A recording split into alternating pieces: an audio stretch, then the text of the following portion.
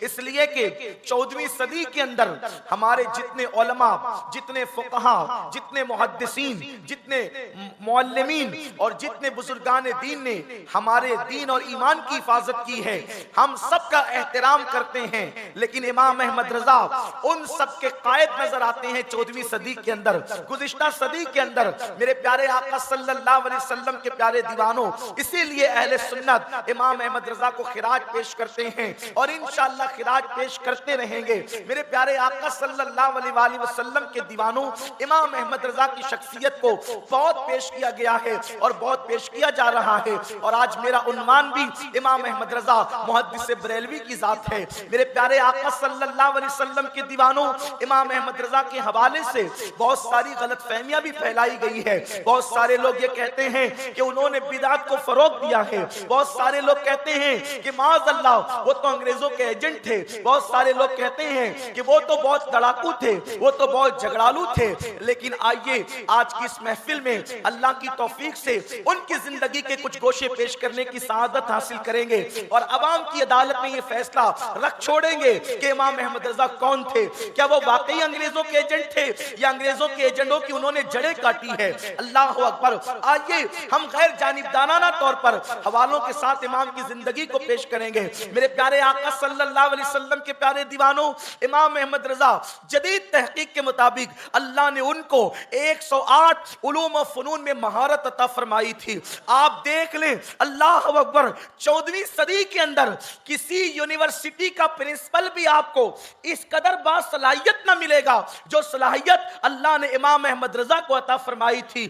108 علوم و فنون کے اندر ایک بات ہوتی ہے، علوم و فنون کا جاننا اور ہوتا ہے اور علوم و فنون کے اندر مہارت حاصل کرنا اور ہوتا ہے۔ اس لیے کہ جاننے والے تو دور میں بہت ہوتے ہیں، لیکن اس میں مہارت حاصل کرنے والے جو ہے وہ چیدہ لوگ ہوتے ہیں۔ میرے پیارے آقا صلی اللہ علیہ وسلم کے پیارے دیوانوں، امام احمد رضا علم حدیث میں ماہر نظر آتے ہیں، امام احمد رضا علم فقہ میں ماہر نظر آتے ہیں۔ وہ مدبر ہیں، وہ مفسر ہیں، وہ مجدد ہیں، وہ وقت کے سائنسداں ہیں، وہ اپنے وقت کے علم معاشیات کے بہت بڑے ماہر ہیں، وہ اپنے وقت کے ریاضی داں ہیں، وہ اپنے وقت کے عظیم جغرافی داں ہیں، وہ اپنے وقت کے عظیم جیومیٹری کے عظیم ماہر نظر آتے ہیں۔ وہ صوفی بھی ہے، علم تصوف میں مہارت بھی رکھتے ہیں۔ میرے آقا صلی اللہ علیہ وسلم کے دیوانوں، وہ اس بلا کے شاعر ہیں کہ جب لکھنؤ کے شعراء کے سامنے ان کا قصیدہ معراجیہ پہنچا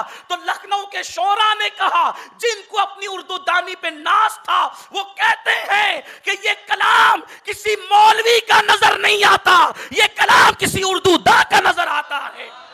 امام احمد رضا وہ تھے، وہ اتنے بلند پائے کے شاعر تھے کہ اللہ اکبر، میرے پیارے آقا علیہ السلام کے پیارے دیوانوں، لیکن امام احمد رضا کو محدث ہونے پہ ناز نہیں تھا، مفسر ہونے پہ ناز نہیں تھا، ادیب و خطیب ہونے پہ ناز نہیں تھا۔ لوگ کہتے ہیں امام احمد رضا تقریر نہیں کرتے تھے، تقریر نہ کرنا اور بات ہے۔ امام اہل سنت کے بارے میں یہ بات کہی جاتی ہے کہ امام احمد رضا محدث بریلوی تقریر نہیں کرتے تھے، لیکن امام احمد رضا جب تقریر کرتے تھے تو ایک ایک عنوان پر 6 گھنٹہ تقریر کرتے تھے۔ امام اہل سنت کی شان یہ ہے، وہ بہت بلند پائے خطیب، بہت بلند پائے خطیب بھی تھے۔ امام اہل سنت کی شان یہ ہے، وہ ادیب بھی ہیں، وہ خطیب بھی ہیں، اللہ اکبر، وہ مفسر بھی ہیں، لیکن ان کو اپنی کسی چیز پر ناز نہیں ہے، نہ خطابت پر ناز ہے، نہ علم ادب پر ناز ہے، نہ اللہ اکبر علم حدیث پر ناز ہے، نہ علم تفسیر پر ناز ہے۔ اگر امام احمد رضا کو ناز ہے تو اپنے عشق رسول پر ناز ہے، اپنی محبت رسول پر ناز ہے۔ میرے پیارے آقا صلی اللہ علیہ وسلم کے پیارے دیوانوں، اللہ تبارک و تعالیٰ نے ان کے دل میں عشق مصطفیٰ ایسا کوٹ کوٹ کر کے بھرا تھا، اس لیے کہ علم مدرسوں سے سیکھا جا سکتا ہے اور تصوف خانقاہوں سے سیکھا جا سکتا ہے، لیکن عشق مصطفیٰ جب تک اللہ کسی کو چن نہیں لیتا اس وقت تک کہ اس کو عشق رسول عطا نہیں کرتا۔ امام احمد رضا کا عشق رسول شان کا تھا، ارشاد فرماتے ہیں اگر میرے دل کے 2 ٹکڑے کیے جائے، ایک پر لا الہ الا اللہ ہوگا اور دوسرے پر محمد الرسول اللہ ہوگا۔ نعرہ رسالت، عشق محبت، عشق محبت۔ میں حیران ہوں، میں حیران ہوں، میں چھوٹا سا طالب علم ہوں، میں نے دیوان غالب بھی پڑھا ہے، میں نے اقبال کو بھی پڑھا ہے، میں نے میر کو بھی پڑھا ہے، میں نے اللہ اکبر عرفی کو بھی پڑھا ہے، لیکن ایک بات کہنا چاہتا ہوں کہ اللہ سخن نعت کے اندر یا صنف نعت کے اندر علم ریاضی کو، علم فقہ کو، علم جیومیٹری کو کوئی بیان کرتا نظر نہیں آتا۔ اگر وہ 14ویں صدی میں بیان کرتا ہے تو امام احمد رضا بیان کرتا۔ نعت بھی ہو رہی ہے، فقہی مسئلے بھی بیان کیے جا رہے ہیں، نعت بھی ہو رہی ہے، جیومیٹری بھی بیان کی جا رہی ہے۔ آؤ دیکھو دیکھو، توجہ کریں، اہل علم کی توجہ چاہتا ہوں۔ لوگ امام احمد رضا کو سمجھتے کیا ہیں؟ میرے امام نے ایک قصیدہ لکھا جس کو قصیدہ معراجیہ کہتے ہیں۔ یہ قصیدہ معراجیہ اردو زبان کا عظیم شاہکار ہے۔ آپ اگر ایسے خاموش سنیں گے تو میں امام کو بیان نہیں کروں گا، اس لیے کہ جب عشق و محبت کا امام بیان ہو رہا ہو تو پوری محفل پر عشق کا رنگ چھا جانا چاہیے، پوری محفل عشق کے رنگ میں رنگنا چاہیے۔ ارے جو امت محمدیہ کے ایمان بچانے کے لیے 22 گھنٹے جاگتا ہو اور صرف 2 گھنٹے سوتا ہو، اسی کو دنیا امام احمد رضا کہتے ہیں۔ امام احمد رضا 22 گھنٹے جاگنے والی ذات کا نام ہے۔ آپ کو کیا پتا، ہمیں کیا پتا، بارگاہ رسالت سے یوں ہی للو پنجوؤں کو انعام نہیں ملتا۔ جب مصطفیٰ کریم کی بارگاہ میں کسی کا خلوص قبول ہو جاتا ہے تب کہیں جا کر کے انعام عطا کیا جاتا۔ ہر اہرے گہرے نتو خیروں کو بارگاہ رسالت میں مرتبے تھوڑی ملتے، اور جس کو مرتبہ ملتا ہے پھر وہ اہرا گہرا نہیں رہ جاتا۔ امام نے قصیدہ معراجیہ لکھا۔ یہ ہماری زمین خاندیش کی زمین ہے، یہاں شعرا بہت ہیں، مشاعرے بہت ہوتے ہیں، اردو سے لوگوں کو شغف بہت ہے۔ قصیدہ معراجیہ جس کو لوگ صحیح پڑھ بھی نہیں پاتے آج کے دور میں، بہت سارے اشعار میں لوگوں کو پڑھنے میں مغالطہ ہوتا ہے۔ اللہ اکبر، یہ قصیدہ معراجیہ جو ہے درجنوں اشعار پر مشتمل ہے۔ قصیدہ معراجیہ تقریباً 74 یا 76 کم و بیش اس کی اشعار ہیں۔ اور آپ دھیان سے سنیں امام احمد رضا کون ہے۔ یہ قصیدہ لکھنے کی وجہ یہ بنی کہ ایک صاحب امام احمد رضا کے پاس آئے، کہنے لگے کہ میں نے قصیدہ لکھا ہے، آپ اس کی اصلاح کر دیں۔ امام نے وہ پرچی لی، فرمایا ابھی مجھے کھانا کھانا ہے ظہر کا، یعنی ظہرانہ کھانا کھانا ہے، ظہر کی نماز پڑھنی ہے، کیلولا بھی کرنا ہے، تو میں اتنے کام کر کے پھر چیک کروں گا۔ اعلیٰ حضرت نے کھانا کھایا، ظہر کی نماز پڑھی، کیلولا کیا، اور اس کے بعد ان کا قصیدہ چیک کیا تو سوچا کہ جس شان سے معراج ہوئی ہے قصیدہ اس شان سے لکھا نہیں گیا ہے۔ گنگا جل کا تذکرہ ہو رہا ہے، بادلوں کا تذکرہ ہو رہا ہے، تو امام نے چیک کرتے کرتے پرچی کو رکھ دیا اور 70 سے زیادہ اشعار قصیدہ معراجیہ کے اثر سے پہلے لکھ دیے۔ اور جب وہ صاحب آئے آپ نے چیک کر لیا، فرمایا چیک تو کر لیا لیکن ذرا ایک قصیدہ معراجیہ اور بھی سنتے جائیے جو میں نے بھی لکھا ہے۔ اور وہ کیا ہے آپ سنیے، اس میں جغرافی بیان ہو رہی ہے، اس میں سائنس بیان ہو رہا ہے، اس میں تصوف بیان ہو رہا ہے۔ اگر وقت ہو ایک ایک شعر کو پڑھتے جائیے اور فن کو بیان کرتے جائیے۔ آج یہ امام کہتے ہیں وہ سرور کشور رسالت جو عرش پر جلوگر ہوئے تھے۔ پیچھے والوں کو آواز نہیں آ رہی ہے کیا؟ سمجھ میں نہیں آ رہا ہے کہ ایکو کی وجہ سے؟ اگر نہیں سمجھ میں آ رہا تو بولو یہ ایکو کم کروا دیتے۔ سمجھ میں نہیں آ رہا ہے؟ اگر آ رہا ہو تو ہاتھ اٹھا کے بتائیں، آ رہا ہے تو آپ چپ کیوں ہے؟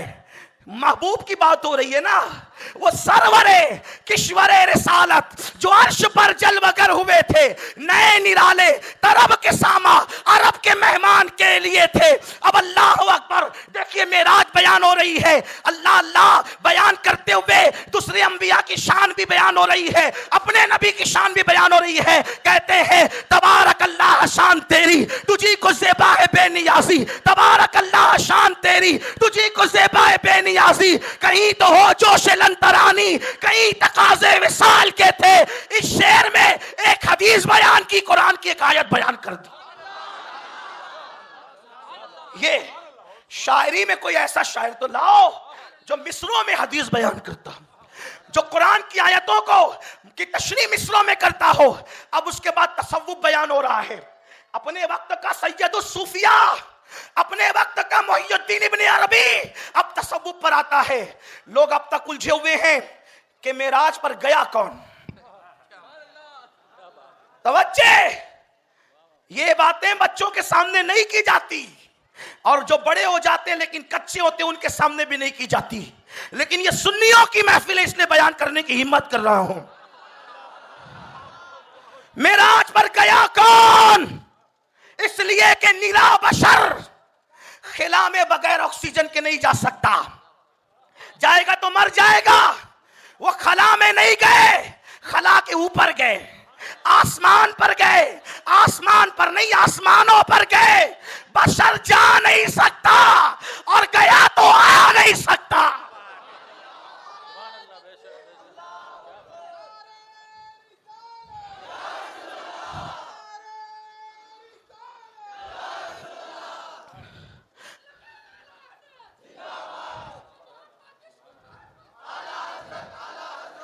لوگ کہتے ہیں یار وہ تو صرف ایک مولوی تھے. ہم کہتے ہیں کوئی ایسا مولوی بھی لاؤ نا جو تصوف شان سے بیان کرتا ہو. وہ مولوی کے روپ میں مولائے روم تھے اپنے دور کے. جوہر کی کا جوہری جانتا ہے، بھٹیارے کو کیا پتا کہ جوہر کی شان کیا ہوتی ہے. جنہیں علم کی ہوا نہ لگی وہ امام احمد رضا کو کیا سمجھے.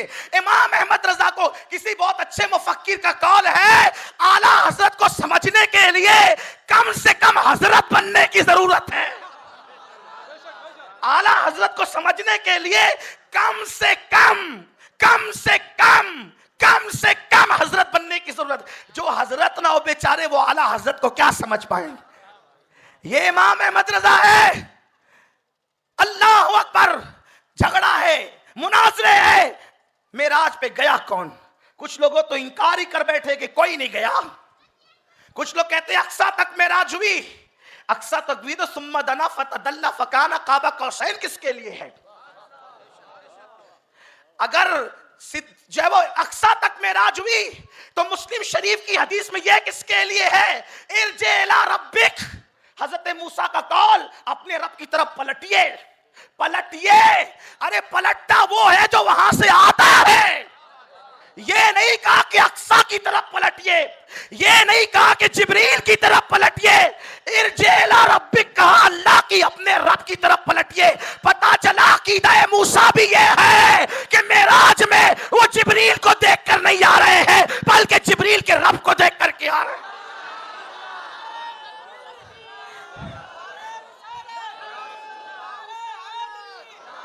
عشق محبت، عشق محبت، جشن 100 سالہ.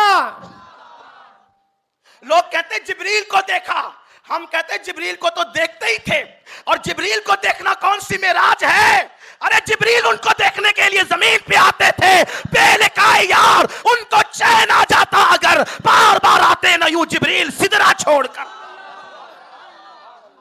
وزیر کو دیکھنا بادشاہ کی کون سی معراج ہے؟ جبریل تو وزیر کا نام ہے. جبریل تو دروازے کے دربان کا نام ہے. تیرے در کا درباں ہے جبریل اعظم. تھک گیا آپ. تیرے در کا درباں ہے جبریل اعظم. تیرا مدح خواہ ہر رسول و ولی ہے. معراج پر کون گیا؟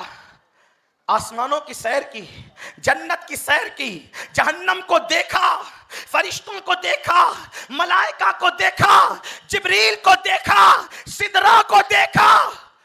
اور جہاں جبریل تھک کر بیٹھ گئے اس کے آگے گئے. اعلیٰ حضرت فرماتے ہیں تھکے تھے روح الامی کے بازو، کہاں وہ دامن کہاں وہ پہلو، رکاب چھوٹی امید ٹوٹی، نگاہ حسرت کے ولولے تھے.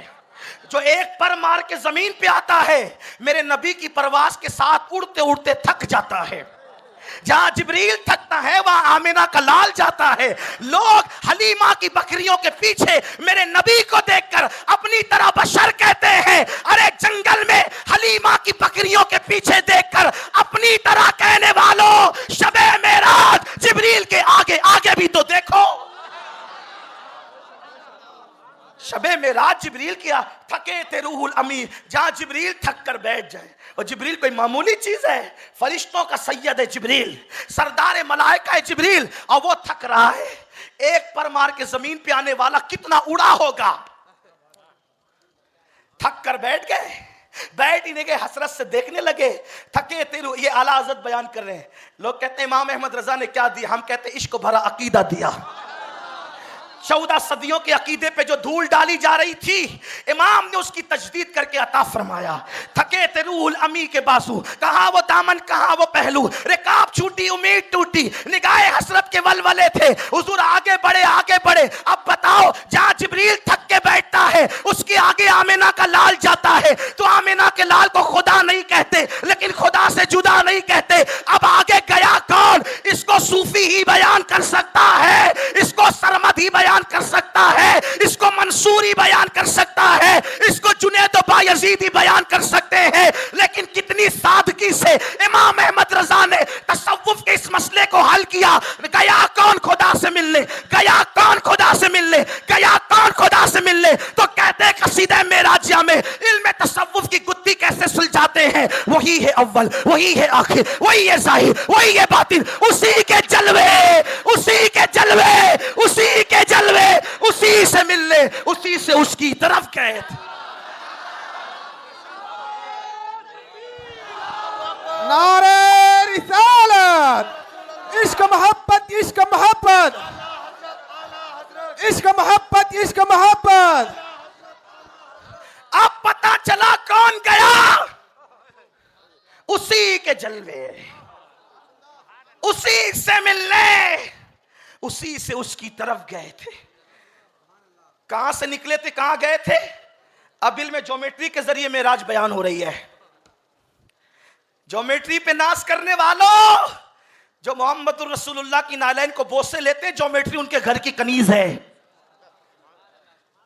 नात में ज्योमेट्री का फन बयान हो रहा है। एक बात है, हुजूर कहां से आए थे, कहां से निकले, कहां पहुंचे। अब ज्योमेट्री के जरिए से मेराज बयान हो रही है। चैलेंज के साथ कहता हूं, 14वीं सदी में ऐसा शायर ला के बताओ। उनका इल्म फिक, इल्म हदीस तो अपनी जगह है, शायरी में कोई उनका हमपल्ला नहीं है, कोई शायरी में। और ये इश्क से आता है, ये फन नहीं है, ये इश्क है। और जब इश्क आता है ना, तो इकबाल कहते हैं, दो आलम से करती है बेगाना दिल को, अजब चीज है लज्जत आशनाई। अब ज्योमेट्री के जरिए से बयान हो रहा है। ज्योमेट्री वाले थोड़ा सा कान खोलें और पता चले, अपने दुनियावी उलूम पे नाश करने वालों, जो मेरे नबी का गुलाम होता है उसको सिनोरी जालियों से इल्म मिलता है। नबी आए कहां से, गए किधर? हुजूर के आने जाने को इल्म ज्योमेट्री से बयान किया जा रहा है। कहते हैं, कमाल इम्का के झूठे नुक्तों, तुम अव्वल आखिर के फेर में हो। कमाल इम्का के झूठे नुक्तों, तुम अव्वल आखिर के फेर में हो। मुहीत की चाल से तो पूछो, किधर से आए किधर गए थे। प्रकार लेते हो ना, प्रकार लेकर के जब आप दायरा बनाते हो ना, उसको मुहीत कहते हैं। दायरा बनाते हो, दायरा बनने के बाद किसी बड़े से पूछो कि वो दायरा शुरू कहां से हुआ और खत्म कहां हुआ। अल्लाह अकबर। मेरे इमाम कहते हैं, कमाल इम्का के झूठे नुक्तों, तुम अव्वल आखिर के फेर में हो। मुहीत की चाल से तो पूछो, किधर से आए किधर गए थे। ये इल्म ज्योमेट्री है उनका, ये उनका इल्म ज्योमेट्री है। ये इमाम अहमद रजा है। अगर और पढ़ता रहूं तो मेराज पर ही बात होती रहे। और कसीदा मेराज 70 से ज्यादा शार पढ़े, एक शेर पढ़े तो खत्म ना हो। शायद मुझे याद आता है कि मैंने किसी मौके पर मालेगांव में पूरे कसीदे मेराजिया को पढ़कर उसकी तशरीह करने की कोशिश की है। अगर वो आपको मिल जाए यूट्यूब पर तो आप उसको देख सकते हैं। आपको पता चलेगा कि इमाम क्या है। ये है इमाम की शायरी, ये इमाम की शायरी। अब आइए इमाम का इल्म हदीस देखें। थोड़ा मुश्किल उन्वान है इल्म हदीस। हुजूर मुहद्दिस आज़म के चौचवी रहमतुल्लाह अलैह फरमाते हैं कि मैंने इमाम अहमद रजा इमाम अहमद रजा जैसा मुहद्दिस नहीं देखा। क्योंकि हम जब भी कोई हदीस पढ़ते और उस हदीस में जितने रावियों के नाम रहते, अन फुला इब्ने फुला, फुला इब्ने फुला, फुला इब्ने फुला, फुला इब्ने फुला, फुला, जितने नाम, आला हज़रत सबकी सीरत जानते थे। کس کا قوت حافظہ بڑھاپے میں کمزور ہو گیا تھا وہ بھی جانتے تھے, کون نابینا ہو گیا تھا وہ بھی جانتے تھے, کس نے بازار میں چلتے چلتے ککڑی کھا لی تھی وہ بھی جانتے تھے, اللہ اکبر, کس نے چاند کی جھوٹی گواہی دی تھی وہ بھی جانتے تھے, کون تقویٰ پر اخیر تک دنیا سے رخصت ہوا وہ بھی جانتے تھے. یہ امام احمد رضا کا فن اسماء الرجال میں مہارت ہے. اور علم حدیث پر کون سی حدیث صحیح ہے, حدیث صحیح اور غلط نہیں ہوتی, یہ صحیح سے مراد یہ فن حدیث کی اصطلاح ہے. حدیث کون سی صحیح ہے, کون سی حسن ہے, کون سی حسن لے غیرہی ہے, کون سی حسن لے ذاتہی ہے, کون سی جو ہے وہ شاذ ہے, کون جو ہے اللہ اکبر غریب ہے, کون سی ضعیف ہے, کس روایت کو موضوع کہا گیا ہے, یہ سب امام احمد رضا کی نگاہوں میں تھا. فرماتے ہیں ہم حدیث پڑھتے تو امام اہل سنت بتا دیتے کہ اس حدیث میں یہ ضعف ہے, اس میں جو ہے وہ یہ اس سند میں یہ ہے, اور یہ روایت کا یہ ہے. ایک مرتبہ ایسا ہو گیا, ایک بار ایسا ہو گیا کہ حضرت محدث سورتی علامہ وسیع احمد محدث سورتی رحمت اللہ تعالی علیہ اعلیٰ حضرت کے بڑے قریبی دوست تھے, بہت جمتی تھی, دونوں میں بڑی محبت تھی. حالانکہ محدث سورتی جو تھے وہ اعلیٰ حضرت سے عشق کی حد تک, بلکہ اللہ عشق کی حد تک ان کو چاہتے تھے. ایک دن کسی نے محدث سورتی سے پوچھا, محدث صاحب اعلیٰ حضرت نہ آپ کے استاد ہیں نہ آپ کے پیر ہیں, پھر آپ اعلیٰ حضرت سے اتنی محبت کیوں کرتے ہیں؟ بات یہ ہے ہر سلسلے کا بندہ اعلیٰ حضرت کو چاہتا ہے, ہر مدرسے کا بندہ اعلیٰ حضرت کو چاہتا ہے, ہر خانقاہ کا بندہ اعلیٰ حضرت کو چاہتا ہے. شرط یہ ہے وہ اعلیٰ حضرت کو جان لے کہ اعلیٰ حضرت کون ہے. اعلیٰ حضرت کسی سلسلے کے نہیں ہے صرف, اعلیٰ حضرت کسی مدرسے کے نہیں ہے صرف, اعلیٰ حضرت کسی شہر کے نہیں ہے صرف, اعلیٰ حضرت کسی خانقاہ کے نہیں ہے. اس لیے کہ جو نبی کا غلام ہوتا ہے, وہ نبی کا جو غلام ہوتا ہے, وقت کا وہ امام ہوتا ہے, وہ علاقے اور خطے قبیلے کا نہیں بلکہ وہ سب کا ہوتا ہے. اعلیٰ حضرت سب کے ہیں.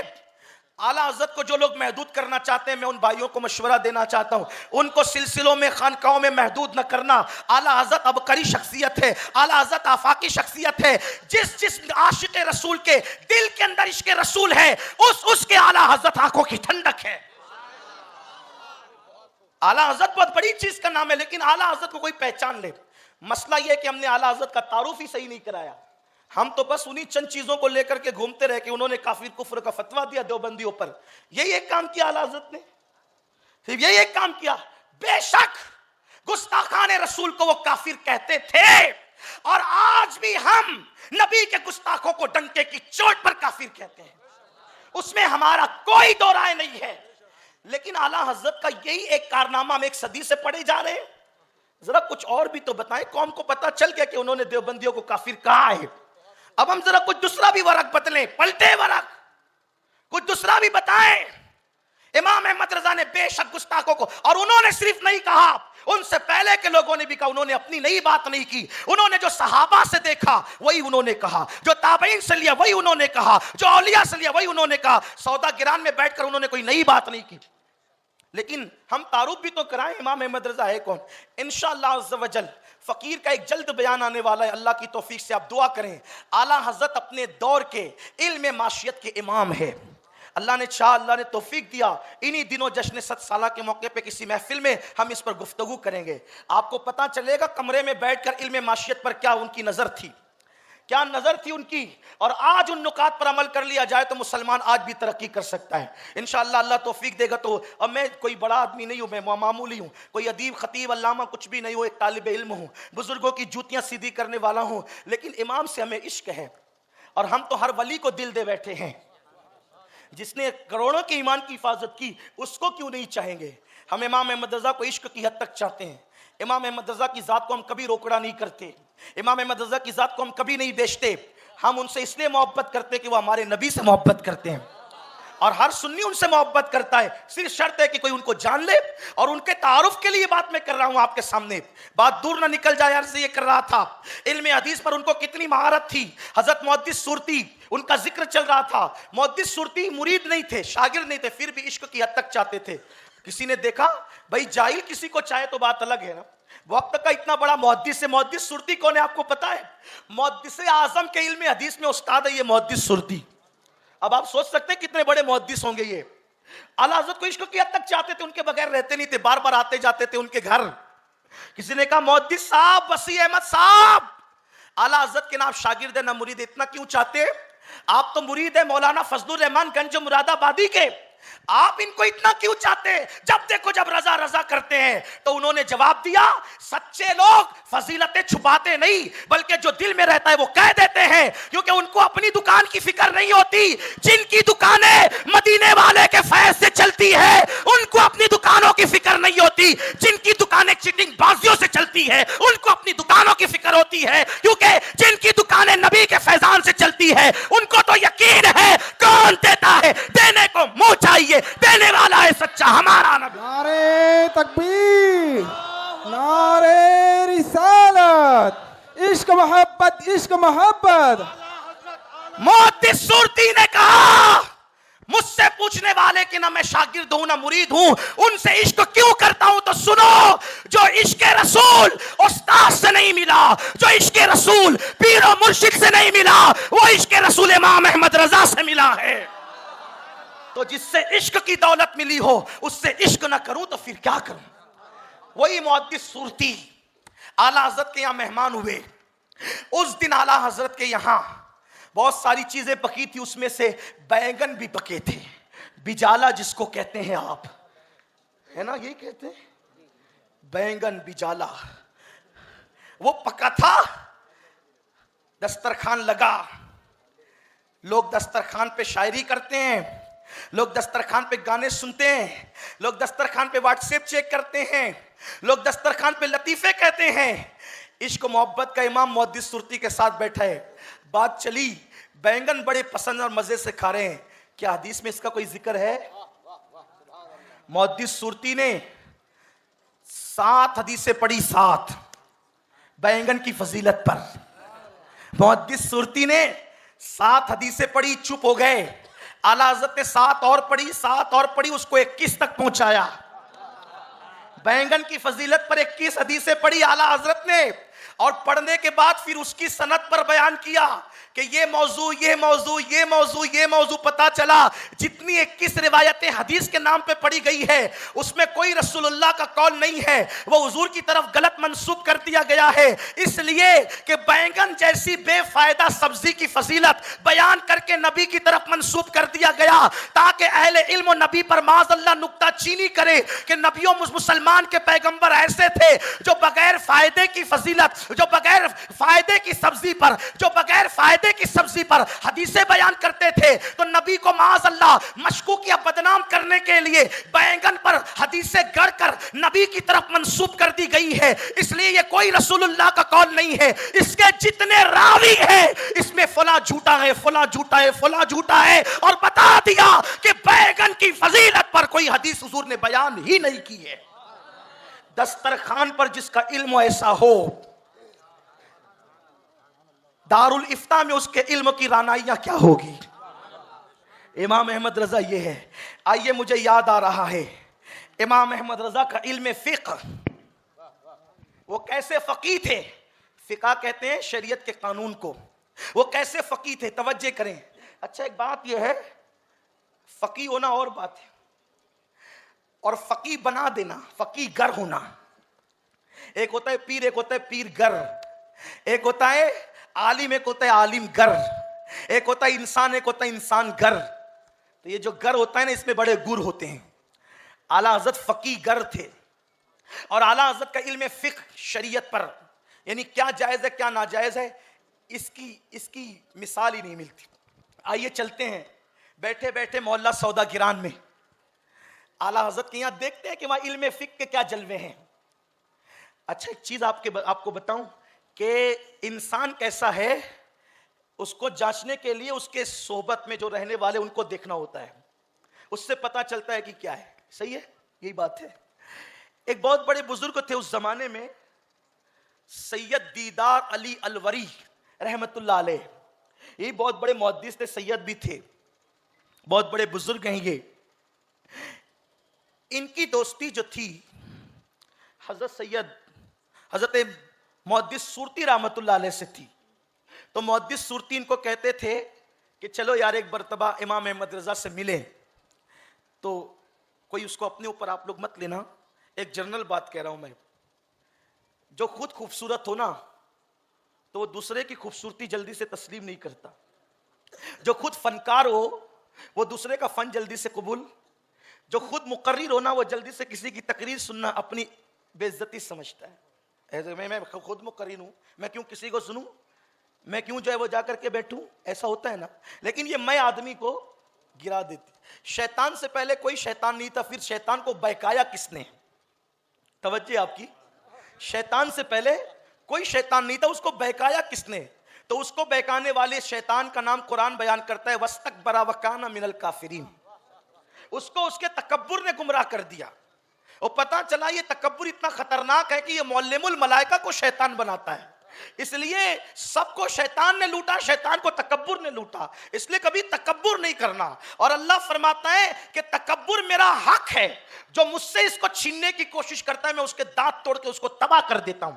حسن دے تو تکبر نہیں کرنا، دولت دے تو تکبر نہیں کرنا، عزت دے تو تکبر نہیں کرنا، شان دے تو تکبر نہیں کرنا، اولاد دے تو تکبر نہیں کرنا، مرتبے دے تو تکبر نہیں کرنا، حتیٰ کہ ولی بن جاؤ تو بھی تکبر نہیں کرنا. اس لیے کہ میرے نبی جب معراج پر گئے، اللہ کے قرب میں پہنچے، قرآن بیان کرتا ہے ثم دنا فتدل فکان قاب قوسین او ادنا. ساری حدیں ختم ہو گئی، جلوہ ظاہر جلوہ باطن میں غوطہ زن ہو گیا، نبی کے جلوے خدا کے جلووں میں گم ہو گئے. اس وقت میرے اللہ نے کہا حبیب تجھے اتنے قریب بلایا، اتنے قریب کسی کو نہیں بلایا.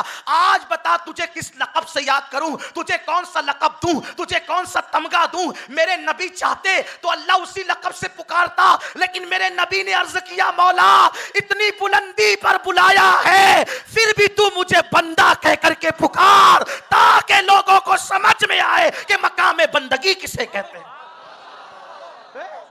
اسی لیے قرآن نے واقعہ معراج بھی بیان کیا تو بندہ کہہ کر کے بیان کیا. دنا فتدلہ پہ جا کر بھی بتاتے ہیں کہ میں بندہ ہوں. بندہ بن کر رہنے میں جو مزے ہیں وہ خدا بننے میں نہیں ہے.